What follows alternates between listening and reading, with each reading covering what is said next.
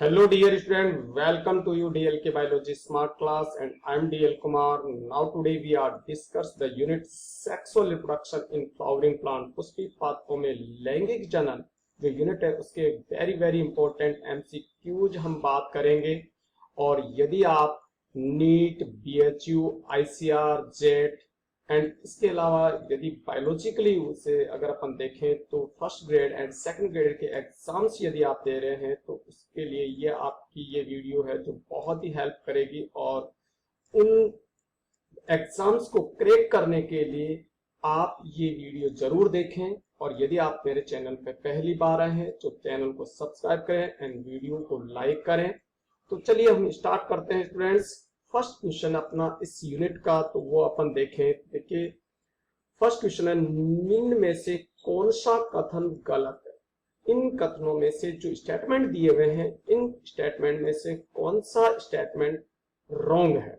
देखिए अपन बात करें फर्स्ट स्टेटमेंट है, वर्तिकाग्र परागकण ग्रहण करता है। ये राइट स्टेटमेंट है, ये रॉन्ग स्टेटमेंट नहीं है। क्योंकि ये अगर अपन बात करें तो अपनी स्टिग्मा होती है और इसी पर पोलन ग्रेन आकर उतरते हैं और इसी कारण से वर्तिकाग्र को या स्टिग्मा को पोलन ग्रेन की क्या कहते हैं भी मंच कहा जाता है। तो ये तो राइट है, हमें गलत स्टेटमेंट ढूंढना है।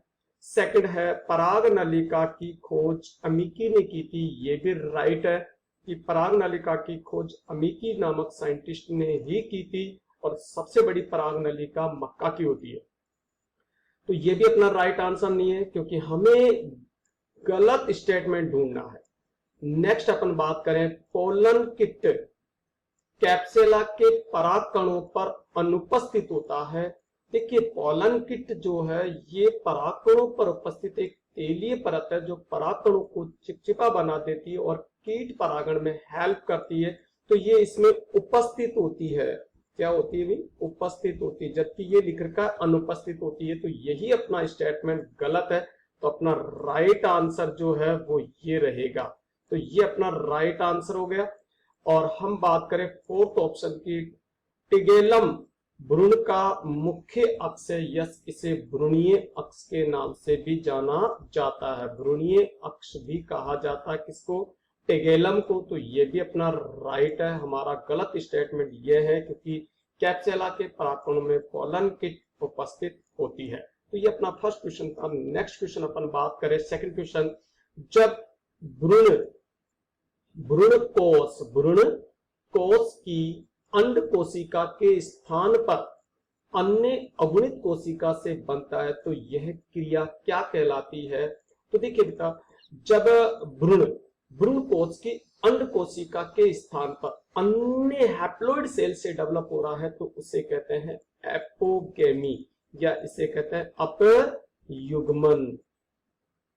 अपयुग्मन के नाम से जानते हैं, जिससे हैप्लॉइड अगुणित पादप बनते हैं। तो ये अपना राइट आंसर है। यदि हम बात करें अब बीजाणुता तो यहां पर मियोसिस नहीं होता और 2n अंड सेल से भ्रूण बनता है। अपस्थानिक भ्रूणता की हम बात करें तो अध्यावरण और जो बीजांड काई इसकी 2n जो सेल है उससे सीधे भ्रूण का विकास होता है इसमें। और द्विगुणित बीजाणुता में भी वही देखिए 12 जो अंड सेल है उसी से भ्रूण का विकास होता है। तो ये भी अपना राइट आंसर नहीं है, ये भी राइट नहीं और ये भी राइट नहीं है। राइट अपना अगुणित कोशिका से अंड कोशिका को स्थान पर अन्य अगुणित कोशिका से, जिसमें सहायक कोशिका या अपन कहें प्रतिमुख कोशिकाएं भाग लेती है। थर्ड क्वेश्चन हम बात करें तो थर्ड क्वेश्चन अपना, निम्न में से कौन सा कथन सत्य है? राइट या ट्रू स्टेटमेंट को ढूंढना है। पुष्प एक रूपांतरित मूल है। नहीं, ये राइट आंसर नहीं अपना। पुष्प एक रूपांतरित परो है। यस, ये अपना राइट है क्योंकि जो प्रोफेसर गोथे साहब है, उन्होंने ये परिभाषा दी थी कि पुष्प एक रूपांतरित व निश्चित वृद्धि वाला परो है। तो ये अपना राइट आंसर है। पुष्प एक रूपांतरित पत्ती है, ये भी राइट नहीं है। और पुष्प एक रूपांतरित पुष्पक्रम है, नहीं, ये भी राइट आंसर अपना नहीं है। नेक्स्ट क्वेश्चन पे अपन चलते हैं। तो देखिए अगला क्वेश्चन है, पूजनीय या एंड्रोजेनिक अगुणित किनसे उत्पन्न होते हैं?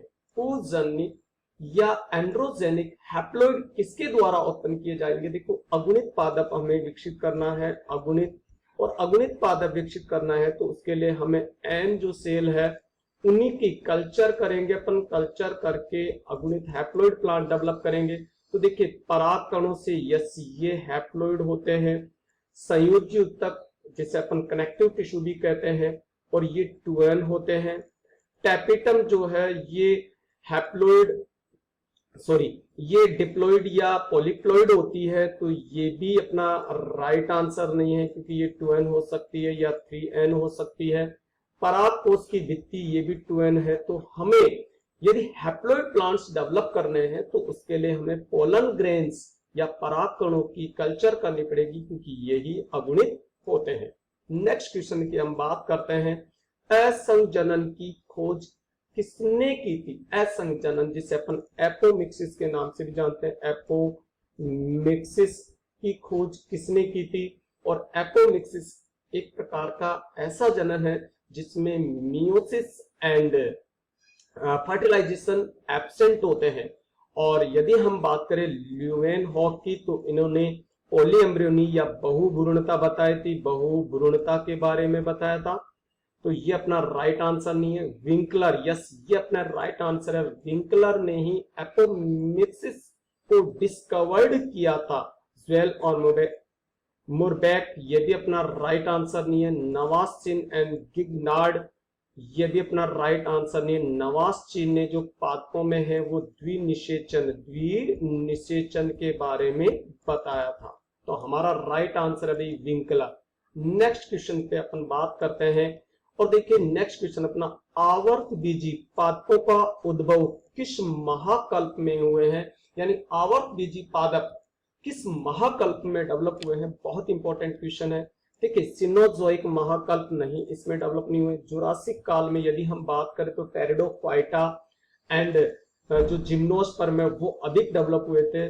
और मिजोजोइक काल, यस ये अपना राइट आंसर है। और मिजोजोइक काल में ही आवर्त बीजी पादपों का बहुत अत्यधिक डेवलपमेंट हुआ और अभी भी डेवलपमेंट चल रहा है उनका, वही है होलोजोइक महाकल्प। ये भी अपना राइट आंसर नहीं है। तो राइट आंसर अपना मिजोजोइक महाकल्प ने आवर्त बीजी पादपों का उद्भव हुआ था। नेक्स्ट क्वेश्चन हम बात करें, निम्न में से कौन सा पादप एक फलनी है? यानी इसे अपन कहते हैं मोनोकार्पिक। मोनोकार्पिक कौन सा पादप है? मोनोकार्पिक यानी जिनके जीवन में केवल एक बार क्या हो? पुष्पीकरण हो। पुष्पीकरण, ऐसे पादपों को क्या कहते हैं? मोनोकार्पिक कहते हैं। और देखिए शीशम के जीवन में अनेक बार पुष्पीकरण होता है, हर एक डेफिनेट अंतराल के बाद में पुष्पीकरण होता है। तो ये अपना राइट आंसर नहीं है। आम की हम बात करें तो प्रति वर्ष आम में पुष्पीकरण होता है, तो ये भी अपना राइट आंसर नहीं है। पाइनस में यदि हम बात करें तो इसमें पुष्प नहीं होते हैं, इसमें रिप्रोडक्टिव ऑर्गन के रूप में कौन या शंकु पाया जाता है, तो ये भी अपना राइट आंसर नहीं है। बांस, यस अपन राइट आंसर है अपना बांस। और इसमें देखिए 40 से जब 100 वर्ष की आयु हो जाती है बांस में, तो उसमें जीवन में केवल एक बार पुष्पीकरण होता है। एक बार पुष्पीकरण होगा जीवन में बांस में, और वो भी 40 से 100 वर्ष के बीच। तो ये एक बहुवर्षीय पादप है और ये एक मोनोकार्पिक पादप। राइट। हम बात करें नेक्स्ट क्वेश्चन पे, अपन चलते हैं दलधर। बहुत ही इंपॉर्टेंट क्वेश्चन है दलधर या दो कार्पल्स के बीच। दलधर क्या है? ये है दो कार्पल्स के बीच पुष्पासन, उमंग व जायंग के बीच के पर्व, बाह्य दल व दलपुंज के बीच की पर्व, इनमें से कोई नहीं। देखिए यदि हम बात करें कि ये एक पुष्प जो है परों का या शूट सिस्टम का क्या है भी एक मॉडिफाई रूप है, तो यहाँ दल होते हैं ये बाएं दल हो गए और ये दल हो गए और यहां पर ये पुंकेसर हो गए, और ये यहां पर इस परफन में ये वर्तिकाग्र और ये अंडाशय हो गया। अब देखिए यहां पर यदि मैं इसको बात करूं तो ये है दलधर, क्या है भाई ये दलधर। और यदि मैं ये बात करूं तो ये है पुमंगधर, पुमंगधर। और ये है जायांगधर, जायांगधर। तो देखिए भाई यहां पर अपन बात कर रहे, ये कह रहा है कि दलधर क्या है, तो बाह्य दल और दल पुंज के बीच का पर्व, राइट अपना, तो ये अपना राइट आंसर हो जाएगा। ओके स्टूडेंट, नेक्स्ट क्वेश्चन पे अपन बात करते हैं एंजियोस्पर्म। एंजियोस्पर्म के संबंध में कौन सा कर्म सही है, यानी एंजियोस्पर्म के जो है उसके रिलेशन में कौन सा, जो आप ये देख रहे हो सीरियल डेवलपमेंट का, ये वहां पर राइट अनुक्रम कौन सा है, तो अंकुरण सबसे पहले नहीं होता है, तो ये अपना राइट आंसर नहीं है। खंडी भवन यहां पर होता ही नहीं है, तो ये भी अपना राइट आंसर नहीं है। परागण, यस, परागण के बाद अगर अपन बात करें तो निषेचन होता है, यस, सबसे पहले परागण हो गया। परागण के बाद यदि हम देखें तो वहां निषेचन होगा, और निषेचन के बाद यदि हम देखें तो बीज, क्योंकि भ्रूण का डेवलपमेंट होकर बीज का निर्माण होगा, तो बीज बन गया।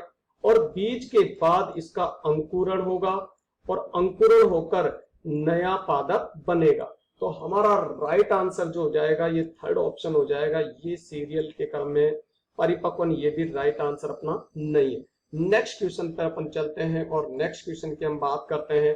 तो देखिए नेक्स्ट क्वेश्चन अपना, पराग कोष के संवर्धन के बाद अगुणित पौधे के साथ द्विगुणित पौधे भी देखने को मिले, निम्न में से कौन सा भाग द्विगुणित पौधे के लिए उत्तरदायी है। बहुत ही इंपॉर्टेंट क्वेश्चन है, बहुत सारे एग्जाम्स में पूछा हुआ क्वेश्चन है। देखिए हम बात करें परागकण की कायिक कोशिका, यदि हम बात करें परागकण तो पोलन ग्रेन जो है, पीजी जो है, उसकी जो वेजिटेटिव सेल जो है वो एन है, हैप्लोइड। और इनका यदि हम कल्चर करेंगे तो इससे केवल हैप्लोइड प्लांट ही डेवलप होंगे। नेक्स्ट हम बात करें परागकणों की बाहें चोल, यदि हम बात करें परागकणों की बाहें चोल जिसे हम एक्साइन कहते हैं, और ये स्पोरोपोलेनिन की बनी होती है जो कि इसको प्रोटेक्ट करता है, तो ये भी अपना राइट आंसर नहीं है, ये भी राइट नहीं है। पराग कोष की भित्ति कोशिका, पराग कोष की भित्तीय कोशिका यदि हम बात करें पोलन सेक और पोलन सेक की जो भित्ति कोशिका है वो टुएन होती है भी। तो अगर हम इनका कल्चर करेंगे तो इससे टुएन प्लांट डेवलप होंगे। तो हम यहाँ पराग कोष की भित्ति कोशिका द्विगुणित पादपों के विकास के लिए है।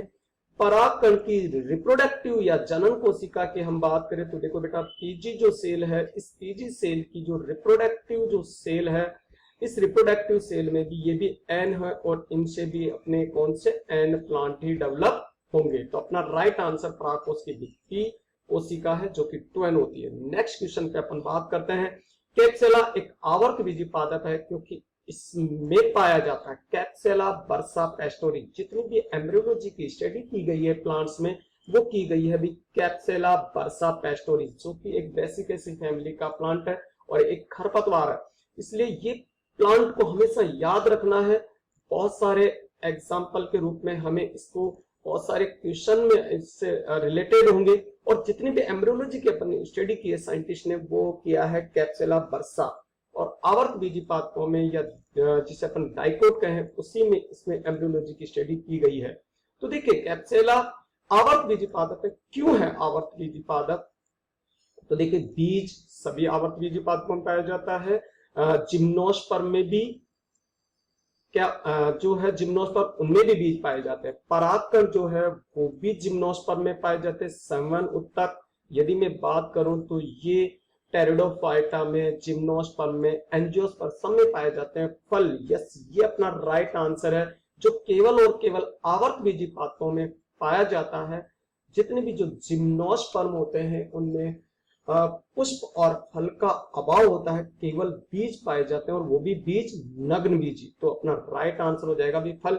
नेक्स्ट क्वेश्चन पे अपन बात करते हैं आरस्यूथोबियम पादप के परागकोश बहुत ही इंपॉर्टेंट क्वेश्चन है, आईएमपी अगर अपन लगा लें तो बहुत अच्छा रहेगा। तो आर्सियोथोबियम पादप में पराग कोष होते हैं। देखिए बेटा, टेट्रा स्पोरेंजिएट यानी जब पराग कोष, मान लीजिए अपन बात करें ये पराग कोष है और इस पराग कोष में 4 लघु बीजाणु धानियां है, 4 माइक्रोस्पोरेंजियम है, तो उसे टेट्रा स्पोरेंजिएट कहते हैं। और मैक्सिमम अधिकांश पादपों में टेट्रा स्पोरेंजिएट कंडीशन ही पाई जाती है। बाई स्पोरेंजिएट यदि मैं बात करूं, ये पराग कोष है और उसमें 2 माइक्रो स्पोरेंजियम है, तो उसे हम कहते हैं बाई स्पोरेंजिएट। और मालवेसी फैमिली में कौन सी, या अपन कहें कपास में, गुड़हल में कौन सी भी बाई स्पोरेंजिएट होती है। और मोनोस्पोरेंजिएट ये पोलन पराग कोष हो गया और उसमें केवल एक माइक्रोस्पोरेंजियम और इसमें अनेक पोलन ग्रेन्स उपस्थित है, तो उसे मोनोस्पोरेंजिएट कहते हैं। और मोनोस्पोरेंजिएट कंडीशन जो है आर्सियोथोबियम प्लांट्स में पाई जाती है। तो राइट आंसर हो जाएगा अपना 3rd। Okay student, next question पे अपन बात करते हैं और नेक्स्ट क्वेश्चन पे अपन चलते हैं। तो जनन संरचना का कौन सा भाग एंजाइम एवं हार्मोन, देखो बेटा एंजाइम यहाँ पर एंजाइम सिक्रेट करता है और हार्मोन भी सिक्रेट करते हैं। ऐसी कौन सी स्ट्रक्चर है, यदि हम एंजाइम की बात करें तो कैलेज एंजाइम, हार्मोन की बात करें तो आईबी इंडोल ब्यूटारिक एसिड जैसे हार्मोन्स भी सिक्रेट होते हैं और वो है टैपिटम। तो अपना राइट आंसर है भी टैपिटम। आर्किस्पोरियम ये एक पराग कोष का डेवलपमेंट करने वाली सेल्स होती है। मिडिल लेयर की अगर बात करें अपन तो ये एंजाइम्स एंड हार्मोन सिक्रेट नहीं होते हैं। एंडोथीसियम यदि हम बात करें तो ये पराग कोष के स्पूटन में साइक होती है जिसमें कैलोज बैंड्स पाए जाते हैं। तो राइट आंसर होगा अपना टैपेटम।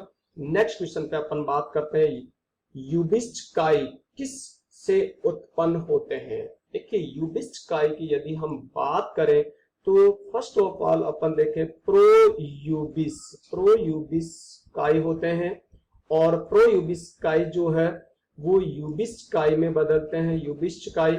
और ये यूबिस्ट काई जो कैरोटिनोइड्स या अपन बात करें कि वसा के व्युत्पन्न होते हैं और इनका सिक्रेशन टैपिटम के द्वारा, टैपिटम से होता है, पोषोतक स्तर से होता है। तो राइट आंसर अपना टैपिटम है। भ्रूण कोष, देखिए ये ओव्यूल्स में उपस्थित एम्ब्रियो सेक है जहां पर एग सेल, ये central cell, antipodal cells present होती है। एंडोथीसियम यदि हम बात करें तो परागकोष के स्पूटन में साइक होती है। एंड परागकण जो है एन होते हैं, एन, और ये इन्हें पोलन ग्रेन अपन कहते हैं। तो राइट आंसर अपना होगा भी टैपेटा। नेक्स्ट क्वेश्चन पे अपन बात करें, एंजियोस्पर्म में परिपक्व नर युग्मोद्भिद किसके द्वारा निरूपित होता है। परिपक्व नर युग्मोद्भिद, देखिए पोलन ग्रेन जब जर्मिनेट हो जाते हैं और इनमें पोलन ट्यूब डेवलप हो जाती है और ये बाह्य चोल है, ये अंतःचोल है। यहाँ पर ये जो है नलिका केंद्रक होता है और यहाँ 2 नर युग्मक होते हैं। ये 2 नर युग्मक है, नर युग्मक, और ये है नलिका केंद्रक, नलिका केंद्रक। और इस नलिका केंद्रक ये जो है इसे अपन नर युग्मोद्भिद कहते हैं। ये नर युग्मोद्भिद इकाई है और नर युग्मोद्भिद किसको रिप्रेजेंट कर रहा है भी, अंकुरित परागकणों को। तो राइट आंसर हो जाएगा अंकुरित या जर्मिनेट पोलन ग्रेन। परागकण नहीं है, परागकण केवल ये स्ट्रक्चर है जिसमें ये बाह्य चोल है, तो ये नर युग्मोद्भिद को रिप्रेजेंट नहीं करती है। भ्रूणकोष, भ्रूणकोष ये होता है जिसमें अंड सेल और प्रतिमुखी सेल्स होती है, साइक सेल्स होती है। परागकोष भी नहीं है। तो राइट आंसर अपना है भी अंकुरित परागकण। नेक्स्ट क्वेश्चन पे अपन बात करें, नेक्स्ट क्वेश्चन है, कौन सी संरचना परागकणों को पराबैंगनी प्रकाश से बचाती है। तो देखिए पराबैंगनी यूवी रे, अल्ट्रावायलेट रे, यूवी रे से परागकणों को बचाने वाली जो है स्पोरोपोलेनिन, यस ये भी है, एंड पोलन किट, यस ये भी है। स्पोरोपोलेनिन जो है एक कठोर आवरण होता है जो कि पोलन ग्रेन्स की जो एक्साइन कवरिंग है वो बनी होती है स्पोरोपोलेनिन, और ये एक बहुत हार्डेस्ट केमिकल होता है जो पोलन ग्रेन्स को प्रोटेक्ट करता है और ये पराबैंगनी अल्ट्रावायलेट रेडिएशन से भी बचाता है, और साथ साथ पोलन की एक तेलीय परत है जो चिपचिपी होती है और ये पॉलिनेशन में हेल्प करती है, साथ ही साथ ये भी यूवी रेडिएशन से बचाती है। तो अपना राइट आंसर हो जाएगा 1 और 2। ओके स्टूडेंट, नेक्स्ट अपन क्वेश्चन पे बात करें, अधिकांशतः टैपिटम क्या है। देखिए टैपिटम के अधिकांशतः परागकोश की आंतरिक भित्ति जो उत्पत्ति में परिधि होती है। यस राइट है, टैपिटम क्या है, अधिकांशतः परागकोश की आंतरिक, सभी प्लांट्स में जो इंटरनल लेयर है परागकोश की, या मैं कहूं पराग कोश भित्ति की, परागकोश भित्ति की, तो देखिए ये होती है टैपिटम और ये परिधि तरीके से उत्पन्न होती है। तो राइट आंसर अपना ये हो जाएगा, बाकी अन्य स्टेटमेंट अपने राइट आंसर नहीं है। नेक्स्ट अपन क्वेश्चन पे बात करें तो वो है, टैपिटम की कोशिकाओं में किस प्रकार का विभाजन पाया जाता है। देखिए टैपिटम की जो सेल्स होती है उनमें किस तरीके का डिवीजन होता है, बहुत ही इंपॉर्टेंट क्वेश्चन है, बहुत इंपॉर्टेंट क्वेश्चन है जो डिफरेंट एग्जाम्स में पूछा हुआ क्वेश्चन है। अर्धसूत्री विभाजन नहीं होता है, क्योंकि ये केवल गैमेट फॉर्मेशन के समय होता है, युग्मक जनन के समय होता है, ये असूत्री विभाजन ये भी राइट आंसर नहीं है, क्योंकि ये विभाजन जो होता है प्रोकैरियोट्स में होता है। प्रोकैरियोट्स में, या अपन कहें कि जैसे अमीबा है उनमें जहां पर गुणसूत्र इन्वॉल्व नहीं होते हैं, और प्रोकैरियोट्स में होते हैं। अक्सर बैक्टीरिया में जो अमीबा है वो यूकैरियोट्स होते हैं, पर उनमें भी होता है कुछ कंडीशन। अंतःसूत्रण या एंडोमाइटोसिस, यस ये अपना राइट आंसर है, क्योंकि यहाँ पर जो टैपेटम सेल्स होती है उनमें पॉलीप्लॉइड जो कंडीशन बनती है, बहुगुणिता जो कंडीशन बनती है, वो एंडोमाइटोसिस से ही बनती है। यानी यहाँ क्रोमोसोम बनते जाते हैं परंतु न्यूक्लियस का डिवीजन नहीं होता है, उसे कहते हैं एंडोमाइटोसिस। और ये माइटोसिस का ही मॉडिफाई है, केवल माइटोसिस ये ग्रोथ के लिए है, तो ये अपना राइट आंसर नहीं है। तो राइट आंसर अपना ये हो जाएगा।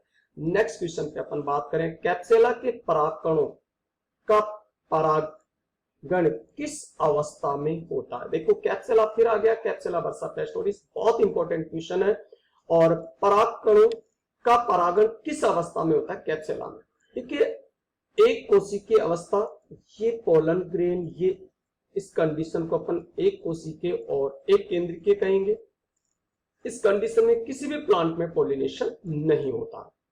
3 कोशिकीय अवस्था में, ठीक है, अगर मैं बात करूं कि जब पोलन ग्रेन में ये कंडीशन हो गई, ये नलिका ट्यूब हो गई, ये 2 मेल गैमेट बन गए, इस कंडीशन में यहाँ पर 3 कोशिकाएं, एक कोशिका ये हो गई, दूसरी कोशिका ये हो गई और तीसरी कोशिका ये हो गई, 3 कोशिकीय अवस्था में। और कुछ प्लांट्स में यानी लगभग 40% प्लांट्स में इस कंडीशन में पॉलिनेशन की क्रिया हो जाती है। 3 केंद्रीय अवस्था, ये भी वही बात है, तो ये 3 केंद्रीय कह दो या अपन कह दें इसको कि त्रिकोशिकीय कंडीशन, तो ये भी वही 40% में। 2 कोशिकीय अवस्था, यदि हम बात करें कि पोलन ग्रेन ये है भाई, और इसमें ये एक्साइन हो गई, और यहां पर ये एक जनरेटिव सेल बन गए और उसका न्यूक्लियस हो गया, और ये वेजिटेटिव सेल हो गई, तो ये वेजिटेटिव सेल है, और ये रिप्रोडक्टिव या अपन कहें जनन कोशिका है। इस कंडीशन में देखो एक कोशिका ये हो गई और दूसरी कोशिका ये हो गई, यहां पर जो कि वेजिटेटिव सेल के रूप में, और यहां 2 केंद्र। इसी कंडीशन में मैक्सिमम यानी 60% प्लांट्स में यानी 2 सेल्यूलर कंडीशन में ही पॉलिनेशन की क्रिया कंप्लीट हो जाती है। तो राइट आंसर अपना ये रहेगा। नेक्स्ट क्वेश्चन पे अपन बात करें, और इस एमसीक्यू का ये लास्ट क्वेश्चन है एमसीक्यू सेट का, और नेक्स्ट अपन आगे और एमसीक्यू सेट डिस्कस करते रहेंगे। तो आप मेरे चैनल पे बने रहें और न्यू वीडियोस देखने के लिए नेक्स्ट डे का इंतजार कीजिए। चलिए नेक्स्ट लास्ट क्वेश्चन अपन बात करें, बहुगुणित पॉलीप्लॉइड प्रकार का उत्तक आवर्त बीजी में कौन सा? देखिए अपन बात कर रहे हैं पॉलीप्लॉइडी या मैं बात करूं बहुगुणी। देखिए बेटा ये है हैप्लॉइड, फिर उसके बाद मैं बात करूं तो ये है डिप्लॉइड, और इसके बाद हम बात करें 3n तो ये है ट्रिप्लॉइड या पॉलीप्लॉइड कंडीशन इसी को कहते हैं। और इनमें कौन से टिश्यू जो है प्लांट्स के वो ट्रिप्लॉइड कंडीशन में है? तो देखिए यहाँ परिभ्रूणकोश राइट आंसर नहीं अपना, क्योंकि ये न्यूसिलस या बीजांडकाय का अवशेष रूप है जो कि बीज में प्रेजेंट होता है। और ये कैसी है? 2n होते हैं। भ्रूण यदि हम बात करें तो ये भी 2n होता है। टैपिटम यदि हम बात करें तो यस पॉलीप्लॉइड कंडीशन में, यानी ये 2n हो सकते हैं या 3n हो सकते हैं, क्योंकि एंडोमाइटोसिस से, जैसे कि नेक्स्ट सेक्शन में अपन ने बात की थी, प्लेसेंटा ये भी 2n होते हैं। तो ये पॉलीप्लॉइड कंडीशन केवल और केवल टैपिटम के लिए। ओके स्टूडेंट, आज के लिए बहुत thank you watching my video. Okay student.